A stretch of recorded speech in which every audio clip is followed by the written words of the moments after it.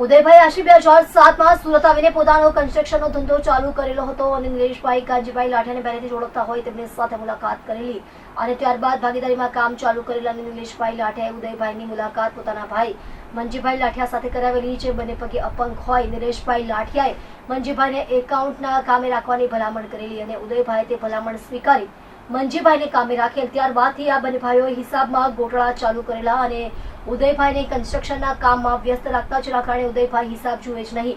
ઉદયભાઈ પોતે આર્કિટેક્ટ હોય બાંધકામની મંજૂરી પોતે જ લેતા હતા અને કન્સ્ટ્રક્શનનું કામ સંભાળતા હતા અને તમામ જાતનો હિસાબ આ બંને ભાઈ રાખતા હતા। ત્યારબાદ ભાગીદારીમાં બનાવેલ બિલ્ડિંગમાં બેંક લોનની નોટિસ મળતા ઉદયભાઈને શંકા ઊભી થઈ અને હિસાબ પૂછતા બંને ભાઈઓએ જણાવેલ કે હમણાં તમે બેંક લોનના રૂપિયા ભરી દો, પછીથી આપણી અંકલેશ્વરવાળી ફેક્ટરીમાં હિસાબ જોઈ લઈશું।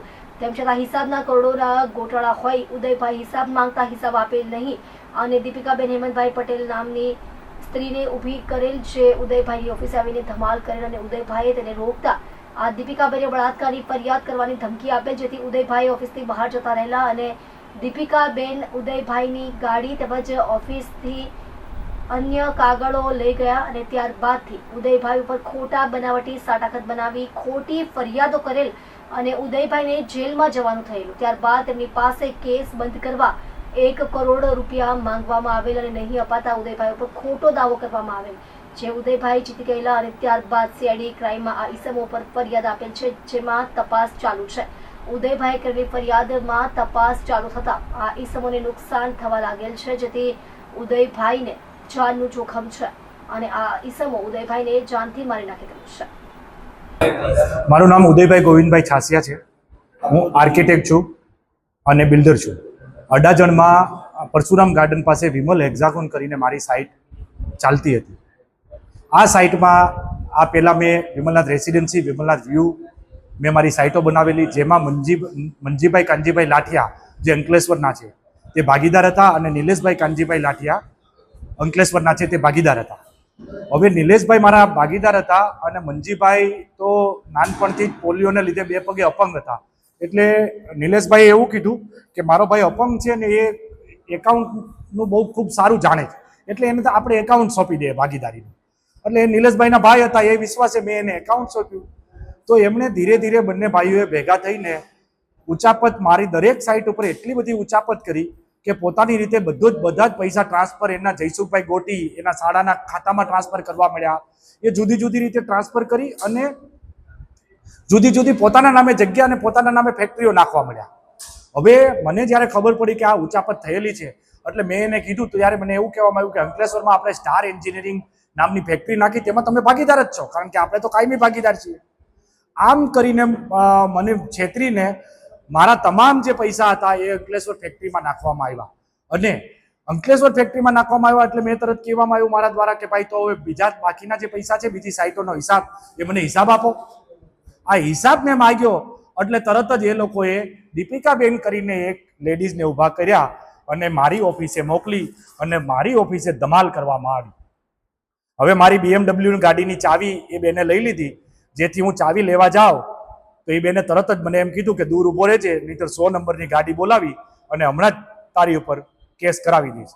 એટલે હું કાંઈ બોલ્યો નહીં, હું શાંતિથી ઊભો રહી ગયો। એટલે મારી BMW ગાડી, કાગળ બધું જ લઈને એ બેન જતા રહ્યા। હવે મેં પોલીસ ફરિયાદ આપી એટલે પોલીસમાં બી કહેવામાં આવ્યું કે જો બળાત્કારનો કેસ થશે તો તમને જામીન નહીં મળે બળાત્કારના કેસમાં અને તમારી સાઇટ અડધી રહી જશે। એટલે મેં તે સમયે બળાત્કારનો કેસ પોલીસમાં ફરિયાદ મેં આપેલી છે, પણ બીજી કોઈ કાર્યવાહી ન કરી મેં, અને હું શાંતિથી મેં પહેલાં સૌ પ્રથમ મારી સાઇટ પૂરી કરી। હવે મને એવી માહિતી મળેલી કે આ લોકો કોઈ પણ હિસાબે તમારી સાઇટ પૂરી કરવા નહીં દે, જેથી સાઇટમાં જેણે બુક કરાવેલા હોય ફ્લેટ હોલ્ડરો જે મારા પર કેસ કરે અને એ લોકો બધા ભેગા થઈને મારા પર કેસ કરે એટલે મને જામીન ન મળે, આવું આ લોકોનું આખું ષડયંત્ર હતું। પરંતુ મેં મારા સગાવાલા પાસેથી, મારા મમ્મી પાસેથી જે કાંઈ પૈસા હતા એ પૈસા મેં ઉછીના લઈ અને મેં આ સાઇટ પૂરી કરી। આ સાઇટ પૂરી કરીને બીયુ પરમિશન લઈને બધાને રહેવા મેં પહેલાં સૌ પ્રથમ કામ મેં એ કર્યું કે બધાને મેં રહેવા આપી દીધું। આ બધું થઈ ગયું એટલે આ લોકોએ મને કોઈ પણ રીતે હેરાન કરવા માટે ગુંડાઓ મોકલ્યા। અલ્તાફ પટેલ, વિપુલ ગાજીપરા પિસ્તોલ લઈને મારી પાસે આવી ગયા કે તું સાઇટ પર તો હવે આવતો નહીં તો તને મારી નાખશું, અહીંયા જ કોઈને ખબર નહીં પડે ને કોઈ અમારું કંઈ નહીં બગાડી લે, અમારી ઉપર તો આટલા ગુનાઓ છે। એમ કરીને મારી પાસેથી 25 લાખ રૂપિયા ખંડની પેટે લઈ ગયા અને 25 લાખના 3 ચેક લઈ ગયેલા છે. આ વસ્તુ થઈ. ત્યાર પછી એક પંકજ રમણલાલ શાહ કરીને માણસને ઊભો કરવામાં આવ્યો, જેણે મારી ઉપર ખોટો ગુનો નોંધાયો, જેમાં 143/2016 થી અડાજણ પોલીસ સ્ટેશનમાં ગુનો નોંધીને મને જેલમાં મોકલવામાં આવ્યો.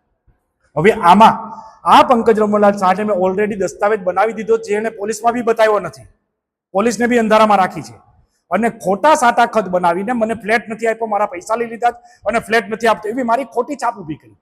હવે હકીકતમાં તો મેં એને ફ્લેટ આપી દીધો ને એનો કોઈ બીજો ફ્લેટ જ નથી. એ ભાઈએ તો જયારે 2011માં પૈસા આપ્યા હતા ત્યારે મારી આ સાઇટ જ નથી, મારી સાઇટ જ 2013માં ચાલુ થઈ. એટલે આ લોકો ખોટા સાટા ખત બનાવીને સમાધાન પેટે મારી પાસે 1 કરોડ ખંડણી માંગવા આવેલા પાછા, જેની મેં પોલીસ ફરિયાદ આપી છે. આ ખંડણી મેં નહીં આપી એટલે એ લોકોએ 1 કરોડ રૂપિયાનો મારી પર દાવો કર્યો, જે દાવો હું જીત્યો છું. એમાં સાબિત થયું છે કે એ લોકોએ જે સાટાખત બનાવ્યા એ સાટાખતમાં બોગસ સહીઓ કરેલી છે.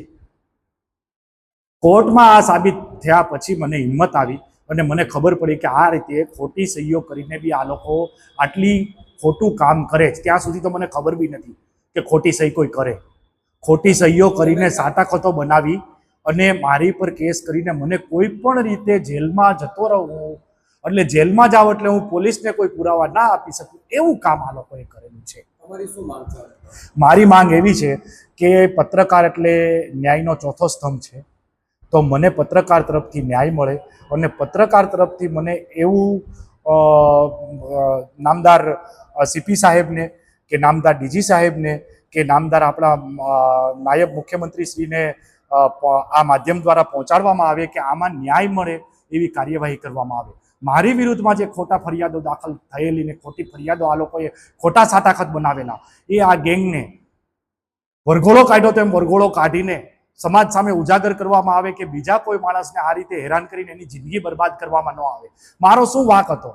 હું ઇન્કમ ટેક્સ ભરતો 6 કરોડનો, દેશને મજબૂત થાય એના માટેનો હું ઇન્કમ ટેક્સ ભરતો, મારે 4 કરોડ ભરવાના થતા હું 6 કરોડ ભરતો, જંત્રી કરતા વધારે દસ્તાવેજ બનાવીને ઇન્કમ ટેક્સ ભરતો. એ આ લોકોને પોસાણું નહીં.